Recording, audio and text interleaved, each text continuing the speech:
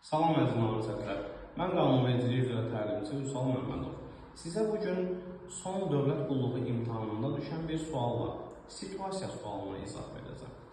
Deməli, sualda qeyd edilir ki, A adlı şəxs və B adlı şəxsin imtahanda və müsahibədə yekun balları eyni olmuşdur.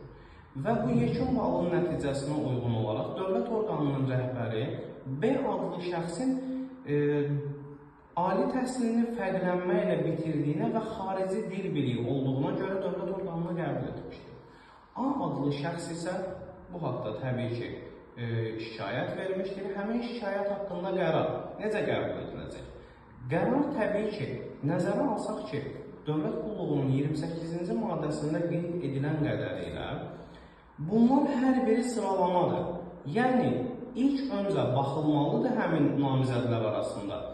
Ali təhsil pilləsinin səviyyəsinin daha yüksək pilləsini bitirənlərə, daha sonra baxılmalıdır ikinci mərhələdə fərqlənmə ilə bitirənə, daha sonra xarici dil biliyinə görə.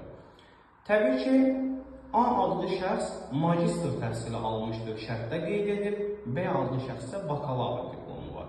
Əgər magistr təhsili alınıbsa, elə ilk birinci gələn prosesdə ali təhsil səviyyəsinin yüksək pilləsini götürəni qəbul etməlidirlər işə. Yəni ki, yekun cavabımız budur ki, A adlı şəxs təbii ki, haqlıdır. Çünki ilk mərhələdə daha yüksək təhsil pilləsini bitirən götürülməlidir.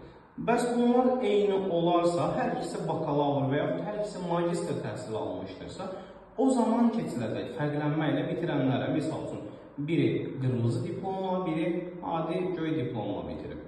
Hər ikisi yenə eyni olarsa, onda isə artıq son mərhələdə xarici dil biliyinə üstünlük